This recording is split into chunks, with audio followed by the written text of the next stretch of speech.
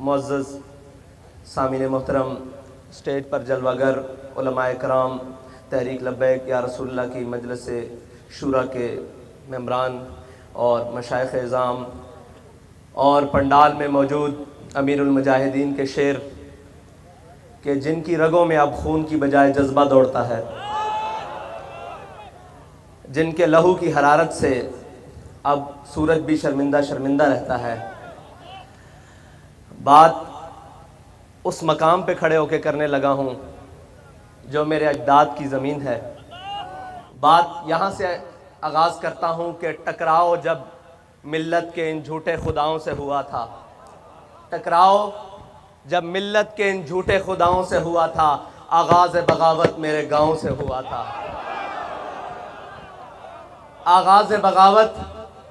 मेरे गाँव से हुआ था। गौर कीजिएगा कि जब भी कोई पूछेगा कि यार वो बाबा कौन था जो एक व्हील चेयर पे बैठा हुआ था, जिसके दोनों हाथ सिर्फ लब्बैक के लिए उठते थे,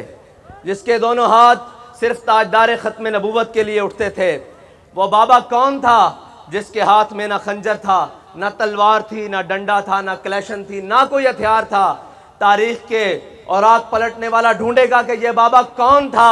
कि जिसने व्हील चेयर पर बैठकर पूरे कुफर को लिताड़ कर रख दिया था। तो जब उस बाबे के आबाई गांव का एड्रेस पूछा जाएगा तो वो कहा जाएगा ये बाबा पाकिस्तान का था, पाकिस्तान के सूबा पंजाब का था, और सूबा पंजाब के ज़िला अटक का था, और ज़िला अटक की तहसील पिंडी घेब का था। पिंडी घेब दाखाना खास नक्का कलां का ये बाबा था कि जिसके ज़र्रों से आज भी शर्मिंदा सितारे हैं। ये उस खाक से बाबा था जिसने पूरी उम्मत मुस्लिमा का सर फ़ख्र से बुलंद कर दिया था, जिसने हज़ारों दिलों में गाज़ी इल्मुद्दीन बनने की तमन्ना पैदा कर दी थी, जिसने हज़ारों दिलों में मुमताज़ कादरी का जज्बा बुलंद कर दिया था, जिसने लाखों दिलों के अंदर हुजूर की मोहब्बत की शम्मा को रोशन कर दिया था, और जिसने करोड़ों दिलों में उम्मत मुस्लिमा की पासबानी और कुफर के आगे खड़े होने की वो जज्बा पैदा किया कि जिस जज्बे को अब क़यामत तक कोई मिटा नहीं सकता।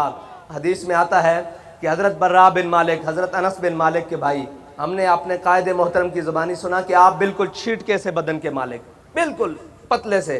फरमाते हैं कि जब जंग यमामा हुई तो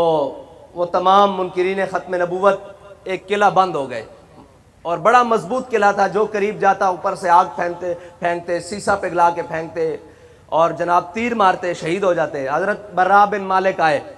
और आपने सहाबा से अर्ज़ की, हुजूर के ग़ुलामों मुझे एक ढाल पे रखो और ढाल को नीचे से उछालो और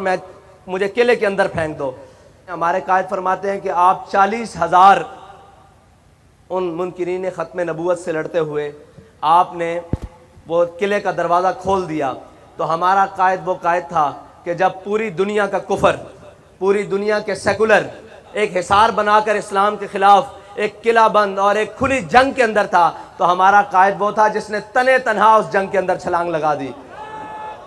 तने तनहा उस जंग के अंदर छलांग लगा दी। और उस जंग में बड़ी बड़ी मुसीबतें आईं। कभी फैज़ाबाद आया, कभी नामूसे रिसालत मार्च आया, कभी शेलिंग आई, कभी 8 लाशें आईं, कभी 87 ख़ानदान के अफराद को जेल आई। लेकिन वो हर जुल्म के बाद ये कहता था, पुत्रों बच्चे लग दो। बाबा जी एक अपने अंदाज में कहते सन, भाई इस तो ज़्यादा तुसी कर भी की सकते हो, क्योंकि साढ़े कायदे मोहतरम दा ईमान सी, हदीसे पाक ते उन्हां दा ईमान जड़ा रब ते सी, वो मैं बयान नहीं कर सकता, ना वो लफ्ज़ां च आ सकता कि मेरे आका मौला ने फरमाया जड़ा हक ते कायम रहा और बातिल दे सामने खड़ा रहा, ना कोई शख्स उसका रिज़्क रोक सकता, ना कोई शख्स उसनू मौत दे सकता वक्त तो पहले। साढ़े बाबा जी दा एक गल सी कि वो जड़ी भी मुश्किल आंदी, जड़ा भी लम्हा आंदा, मरहला आंदा, आप फरमांदे तुसी इस तो ज़्यादा कर भी की सकते हो। वमा कदरुल्लाह हक़ कदरी, फरमांदे सन कि मेरे मालिक जड़ा ना वो सारियां कुदरत रखदा, और फरमांदे सन व मकरू व मकर अल्लाह वल्लाहु खैरुल माकिरीन। फरमांदे सन जितनी झूठियां तदबीरां कर लवो, मेरा रब एक दिन इस्लाम नू गालिब लियाएगा, और उन्हां दी ज़बान और उन्हां दे अल्फाज निकले हुए इंशाअल्लाह मैनू ये यकीन है, बल्कि सानू सब नू ये यकीन है कि इंशाअल्लाह वो जल्द वक्त आएगा कि जिस दिन पाकिस्तान दे अंदर, पूरी दुनिया दे अंदर इस्लाम दा झंडा बुलंद होएगा और उम्मत मुस्लिमा सुरखरू होएगी और पाकिस्तान उसकी क़यादत करेगा इंशाअल्लाह। वो वक्त दूर नहीं।